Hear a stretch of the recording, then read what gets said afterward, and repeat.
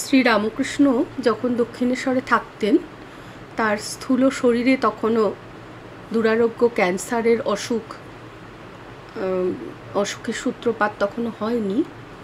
সে সময় অনতি দূরেই নহবতে শ্রী শ্রীমা থাকতেন ঠাকুরের সেবার জন্য। আমরা যারা দক্ষিণেশ্বরে গিয়েছি আমরা দেখেছি নহবত খুবই ছোট ঘরখানা, আট কোণা ঘর, ছোট্ট ঘর। শ্রী শ্রীমা নিজে তার ওই নহবতে বাস করার সময়কালীন কথা বলছেন, ঠাকুরের সেবার জন্যে যখন নহবতখানায় ছিলুম তখন কি কষ্টেই না ছোট ঘরখানিতে থাকতে হতো। তারই ভিতর কত সব জিনিসপত্র। কখনো কখনো একাও ছিলুম। মধ্যে মধ্যে গোলাপ, গৌরদাসী এরা সব থাকতো। ওইটুকু ঘর, ওরই মধ্যে রান্না, থাকা, খাওয়া সব। ঠাকুরের রান্না হতো, প্রায়ই পেটের অসুখ ছিল কিনা কালির ভোগ সহ্য হতো না। অপর সব ভক্তদের রান্না হতো। লাটু ছিল, রামদত্তের সঙ্গে রাগারাগি করে এলো। ঠাকুর বললেন, এ ছেলেটি বেশ, ও তোমার ময়দা ঠেসে দেবে। দিনরাত রান্নাই হচ্ছে। এই হয়তো রামদত্ত এলো, গাড়ি থেকে নেমেই বলছে, আজ ছোলার ডাল আর রুটি খাবো। আমি শুনতে পেয়েই এখানে রান্না চাপিয়ে দিতুম। 3-4 সের ময়দার রুটি হতো। রাখাল থাকতো, তার জন্য প্রায়ই খিচুড়ি হতো। সুরেন মিত্তির মাসে মাসে ভক্ত সেবায় 10 টাকা করে দিত। বুড়ো গোপাল বাজার করত। প্রথম প্রথম নহবতের ঘরে ঢুকতে মাথা ঠুকে যেত, একদিন কেটেই গেল। শেষে অভ্যেস হয়ে গিয়েছিল। দরজার সামনে এলেই মাথা নুয়ে আসতো।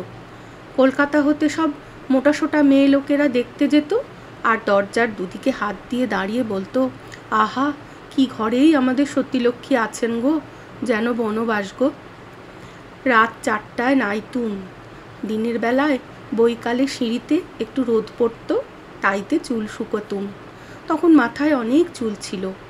নহবতের নিচের একটু খালি ঘর, তা আবার জিনিসপত্রে ভরা। উপরে সব শিকে ঝুলছে। রাত্রে শুয়েছি, মাথার উপর মাছের হাঁড়ি কলকল করছে। ঠাকুরের জন্য শিঙ্গি মাছের ঝোল হতো কিনা। শৌচের আর নাওয়ার জন্যই যা কষ্ট হতো। বেগ ধারণ করে করে শেষে পেটের রোগ ধরে গিয়েছিল। দিনের বেলায় দরকার হলে রাত্রে যেতে পারতুম। গঙ্গার ধারে অন্ধকারে কেবল বলতুম, হরি হরি। একবার শৌচে যেতে পারতুম। আর ওই মেছুনিরা ছিল আমার সঙ্গী। তারা গঙ্গা নাইতে এসে ওই বারান্দায় চুবড়ি রেখে সব নাইতে যেত। আমার সঙ্গে কত গল্প করত। আবার যাবার সময় চুবড়িগুলি নিয়ে যেত। রাতে জেলেরা সব মাছ ধরত আর গান গাইত। শ্রীমা নহবতের নিচের ঘরে থাকতেন এবং সিঁড়ির নিচে রান্না করতেন। তিনি দিনের বেলা বাইরে আসতেন না। নহবতে তার দৈনিক কার্যধারা শ্রীযুক্ত যোগিনমা এরকম বর্ণনা করেছিলেন। শ্রীমা ভোর 4টের আগে শৌচ ও স্নানাদি সেরে ধ্যানে বসতেন। ঠাকুর ধ্যান করতে বলতেন কিনা। এরপরে বাকি কাজকর্ম সেরে পূজায় বসতেন। পূজা, জপ, ধ্যান এতে প্রায় 1.5 ঘন্টা কেটে যেত। তারপর সিঁড়ির নিচে রান্না করতে বসতেন। রান্না হলে যেদিন সুযোগ ঘটত সেদিন মা নিজ হাতে ঠাকুরকে স্নানের জন্য তেল মাখিয়ে দিতেন। 10:30-11টার মধ্যে ঠাকুর আহার করতেন। তিনি স্নানে যেতেন। মা এসে তাড়াতাড়ি ঠাকুরের পান সেজে নজর রাখতেন ঠাকুর স্নান করে ফিরে এলেন কিনা। তিনি তার ঘরে এলেই মা এসে জল ও আসন দিয়ে তারপরে খাবারের থালা নিয়ে এসে তাকে আহারে বসিয়ে নানা কথার মধ্যে দিয়ে চেষ্টা করতেন যাতে খাবার সময় ভাব সমাধি উপস্থিত হয়ে আহারে বিঘ্ন না ঘটায়। একমাত্র মাই খাবারের সময় তার ভাব সমাধি আসা অনেকটা ঠেকিয়ে রাখতে পারতেন, আর কারো সে সাধ্য ছিল না। ঠাকুরের খাওয়া হলে মা একটু কিছু মুখে দিয়ে জল খেয়ে নিতেন। পরে পান সাজতে বসতেন। পান সাজা হয়ে গেলে গুনগুন করে গান গাইতেন, তা খুব সাবধানে, যেন কেউ না শুনতে পায়। এরপরে কলের সেই 1টার বাঁশি বেজে উঠত, যাকে ঠাকুরের মা বৃন্দাবনে কৃষ্ণের বাঁশি বলতেন। তাই শুনে তিনি খেতে বসতেন। সুতরাং 1:30-2টোর আগে কোনোদিনই মায়ের খাওয়া হতো না। আহারের পর নামমাত্র একটু বিশ্রাম করে সিঁড়িতে চুল শুকোতে বসতেন 3টে নাগাদ।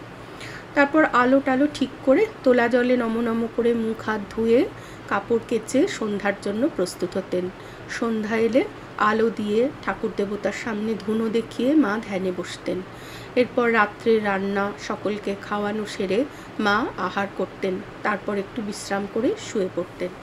একদিন অন্ধকারে স্নানের জন্য সিঁড়ি বেয়ে গঙ্গায় নামতে গিয়ে তিনি এক কুমিরের গায়ে পায়ে পা দিয়েছিলেন। কুমিরটা সিঁড়ির উপর শুয়েছিল। শ্রীমায়ের পদশব্দ শুনে জলে লাফিয়ে পড়ল। তারপর থেকে আলো না নিয়ে তিনি স্নানে যেতেন না। কিন্তু এই সমস্ত ক্লেশ বা অসুবিধার প্রতি তার একেবারেই ভ্রুক্ষেপ ছিল না। পরবর্তীকালে সব কষ্টের কথা উল্লেখ করেও তিনি ভক্তদেরকে বলতেন, তবু আর কোনো কষ্ট জানিনি। তার সেবার জন্য কোনো কষ্টই গায়ে লাগতো না।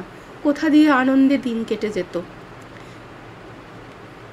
কেন এই আনন্দে দিন কেটে যেত আমরা একটু লক্ষ্য করলেই বুঝতে পারবো।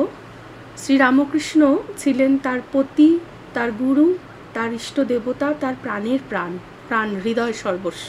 পরবর্তীকালে ভক্তরা যখন জিজ্ঞেস করত যে ঠাকুরকে তিনি কি দৃষ্টিতে দেখেন, পতিভাবে না নারায়ণভাবে, মা বলতেন পতিভাবেও দেখি, নারায়ণভাবেও দেখি।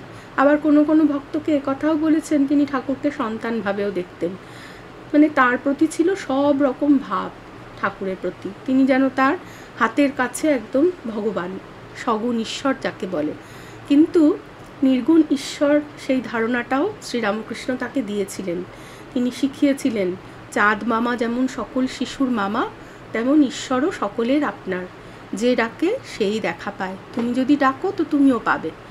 এই নেশা, ঈশ্বর সাধনার এই নেশা, সেটা ঠাকুর ধরিয়ে দিয়েছিলেন। তিনি বলেছিলেন রাত থাকতে উঠে ধ্যান করতে।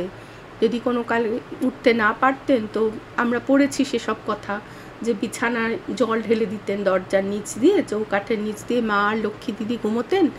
মা বারণ করতেন এক এক দিন, যে লক্ষ্মী দিদি উঠতে চাইলেও বলতেন, ওরে উঠিস না, এখনও ভোর হয়নি, কাক কোকিল ডাকেনি, ওনার চোখে ঘুম নেই, ঘুমোতো আর একটু পরে উঠিস।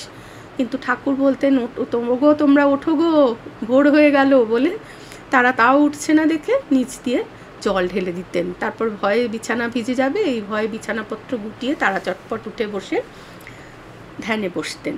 তো আমরা মায়ের জীবনটার একটু লক্ষ্য করলেই দেখতে পাচ্ছি যে সারাদিন অনন্ত অগুন্তি কাজ করছেন, রান্না করছেন, পান সাজছেন, জল তুলছেন, কিন্তু সব কিছুর মধ্যে তার সকাল, সন্ধে এবং ভোর রাত্রে যে ধ্যানের যে পুজো এবং ধ্যান, যে সাধনার একটা অন্তর্লীন ধারা বয়ে যাচ্ছে। এক তো দুহাত দূরে শ্রীরামকৃষ্ণ আনন্দময় পুরুষ, তার সেবা করছেন, তার গান কীর্তন শুনছেন, কত ভক্তরা আসছে, কত নাচ গান হচ্ছে, সেই সব আনন্দে তিনি ভরপুর হয়ে আছেন। জীবন্ত ঈশ্বরকে তিনি হাতে করে সেবা করছেন। আর ওদিকে তার মনে সেই সবসময় সেই ধ্যানের একটা যে নিষ্কম্প দ্বীপ হৃদয়ে জ্বালিয়ে রাখছেন। আমরা দেখেছি সেই অপূর্ব ছবি, চাঁদের আলোয় নহবতের বারান্দায় জ্যোৎস্নায় ভেসে যাচ্ছে, শ্রীমা ধ্যান করছেন, হাওয়ায় তার চুল উঠছে, আঁচল খসে পড়েছে। যে একবার সে ছেলে যোগেন, উনি বলছেন না, স্বামী যোগানন্দ একবার সকালবেলা সেই রূপে শ্রীমাকে দেখেছেন। তিনি ঠাকুর রাত্রিবেলা উঠে কোথায় যান দেখার জন্য চুপি চুপি অনুসরণ করেছিলেন। শ্রীরামকৃষ্ণ পঞ্চবর্তীতে বাহ্যে যেতেন, মানে শৌচ করতে যেতেন ওইদিকে।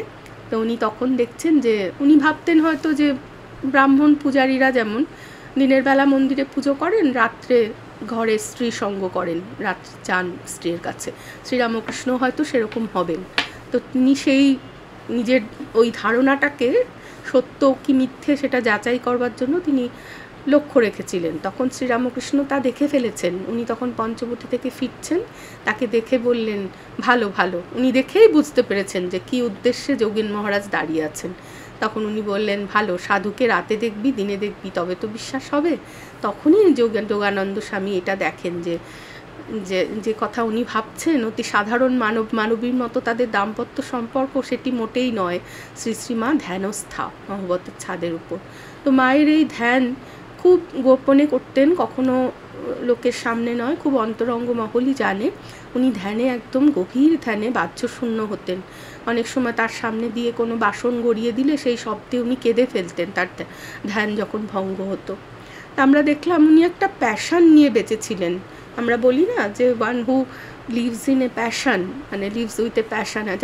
যারা এই সকলেই যে ঈশ্বর লাভ করব এই প্যাশনটা নিয়ে বেঁচে আছেন। প্যাশন মানে কি, একটা আমাদের কারোর জীবনে খাওয়া দাওয়া ঘুম ইত্যাদির বাইরেও যখন কোনো কিছু শখ বা কোনো একটা অ্যাম্বিশনের প্রতি একটা তীব্র ভালোবাসা থাকে, সেটিকে পাওয়া আমাদের জীবনের লক্ষ্য হয়, সেটাকেই তো প্যাশান বলে। সেটা কেউ ছবি আঁকে, কেউ গান গায়, কেউ বা লেখালেখি করে। এই প্যাশান যাদের আছে তারা দেখবেন জগৎ কোন দিকে কি হয়ে যাচ্ছে, জল বয়ে যাচ্ছে, ঝড় বন্যা হয়ে যাচ্ছে, তাদের কোনো দিকে হুঁশ নেই। যেমন আমরা সেই আর্কিমিডিসের গল্পে পাই, দেশে সৈন্যরা আক্রমণ করেছে, তখন উনি মাটিতে বসে, বালির উপর বসে গণিতের আঁক কাটছেন, কিছু একটা দুরূহ অঙ্কের ফর্মুলা উনি লিখছেন। তখন সৈন্যরা ওনার মানে হত্যা করেছিল। তো সেই রকম একটা ডুবে থাকার ব্যাপার আমরা মায়ের জীবনে লক্ষ্য করছি। সব কাজ করছেন, কিন্তু ওই সন্ধে হলেই আলো টালো ঠিক করে দিয়ে উনি জব ধ্যানে বসে যাচ্ছেন। সকালবেলা অন্ধকার থাকতে ভোর রাত্রে উঠছেন, জানতে পারলাম যে কুমিরের গায়ে পা লেগে গিয়েছিল, এত ভোরে উনি উঠতেন, একেবারে আলো ফোটার আগে স্নান টান করে নিয়ে উনি ধ্যানে বসতেন। ওই ধ্যানটা আলাদা, মানে আমরা বলতে পারি ওটা নির্গুণ ধ্যান, কারণ ঈশ্বর তো তার কাছেই, শ্রীরামকৃষ্ণ। তাহলে আলাদা করে উনি কিসের ধ্যান করছেন? সেই ধ্যান হচ্ছে সেইটা পরম তত্ত্বের চিন্তা, সত্য চিন্তন যাকে বলে, নিত্যযুক্ত রহ সত্য চিন্তনে। সেই সব কিছুর পরেও একটা পরম সত্য একটা বস্তু আছে, সেটি ব্রহ্ম। সেই বেদান্তবাদী যেটা বলেন সোহম, সেই ধ্যানে নিজের ক্ষুদ্র আমিটাকে ভুলে গিয়ে সেই বৃহতে হারিয়ে যাওয়া, সেই ধ্যানটুকুও দরকার। আবার একটু বেলা হলে উনি জীবনী যেটুকু পড়লাম তার মধ্যে রয়েছে যে পুজো করতেন, তার মানে সেই পুজোটা আবার বাহ্য পুজো, বৈধ পুজো যাকে বলে, ফুল তুলে চন্দন বেটে ফুল সাজিয়ে ফল কেটে নৈবেদ্য দিয়ে যে ঠাকুরের পটের সামনে যে পুজো করা, সেই ওয়ার্শিপ যেটা, সেটাও উনি করছেন। আবার সন্ধেবেলা ধ্যানে বসছেন। তো জপ, ধ্যান, পুজো এবং সেবা একসঙ্গে চলছে। এটা থেকে আমরা বলতে পারি যে আধুনিক মেয়েদের কোন কাজে লাগবে মায়ের এই জীবন? সিঁড়িতে বসে চুল শুকোচ্ছেন, সারাদিন রান্না করছেন। কিন্তু এটা না দেখে এর ভেতরে সূক্ষ্ম দিকটা যদি আমরা দেখি, আমাদের জীবনে অনেক কাজকর্ম আছে। আমরা এখন বাজারে যাচ্ছি, ব্যাংকে যাচ্ছি, পোস্ট অফিসে যাচ্ছি, অফিসে যাচ্ছি, ছেলের স্কুলে যেতে হচ্ছে, ইত্যাদি নানা কাজ। এগুলোকেই যদি আমরা মায়ের সারাদিনের কাজ মনে করি, এই সব কাজের পরেও যারা ওই গান করেন, ছবি আঁকেন, তারা তো বসেন, রেওয়াজে বসেন, সাধনায় বসেন, কাজ করেন। আমিও যেমন একটু আধটু লিখি, বা আমার থেকে আরও অনেকেই যেমন অনেক লেখেন, লেখক যারা বড় সাহিত্যিক, তারাও তো বসেন লেখা নিয়ে। হয়তো সবাই ঘুমিয়ে পড়েছে, রাত্রিবেলা ফাঁকা হয়েছে, নিশুতি হয়েছে, তারা লিখতে বসেছেন। বা ছবি আঁকছেন যে তিনি নির্জনে চলে যাচ্ছেন কোথাও, তার ক্যানভাসের উপর রং ফোটাচ্ছেন। যে সাধনা করছে সেও ব্রাহ্ম মুহূর্তে উঠে গলা সাজছেন। তো এইরকম একটি প্যাশান যার জীবনে আছে, সে কিন্তু জগতের অন্যদিকে তাকাবে না। কোথায় কি হচ্ছে, কি যুদ্ধ বিগ্রহ, মানে এত কিছু পরচর্চা বা কোনো দিকে তার মন থাকবে না। সে কিন্তু নিজের প্যাশান এবং নিজের কাজ নিয়ে মগ্ন হয়ে থাকবে। এইটা শ্রী শ্রী মায়ের জীবন থেকে কিভাবে ডুবে থাকা যায়, সমস্ত অনন্ত কাজের মধ্যেও একটা প্যাশানকে ফলো করে কিভাবে মনের আনন্দে, মহানন্দে থাকা যায়, যে বলছেন হৃদয়ে আনন্দের ঘট বসানো, সেই একটা খুব বড় কোনো লক্ষ্যকে যদি আমরা ফলো করি, সেইভাবে চলি, তাহলে তাই মায়ের জীবন কিন্তু আমাদের জন্য আদর্শ। আজকে আমি এই মায়ের দৈনন্দিন কাজ আমি পাঠ করলাম। এটা অনেক জায়গাতেই এই লেখাটা আছে, মানে মায়ের জীবনী এতে। আমি এটা পাঠ করেছি স্বামী গম্ভীরানন্দজির লেখা শ্রী শ্রী মা সারদা দেবী বই থেকে। সেখানে বিভিন্ন অধ্যায় ভাগ করা আছে। মায়ের ওই দক্ষিণেশ্বরে থাকার দিনগুলো, অধ্যায়ের নাম বিন্দুবাসিনী। এই কোটেশানগুলো আমি বিভিন্ন আমার লেখা প্রবন্ধেও ব্যবহার করেছি এবং অনেকেই ব্যবহার করেন।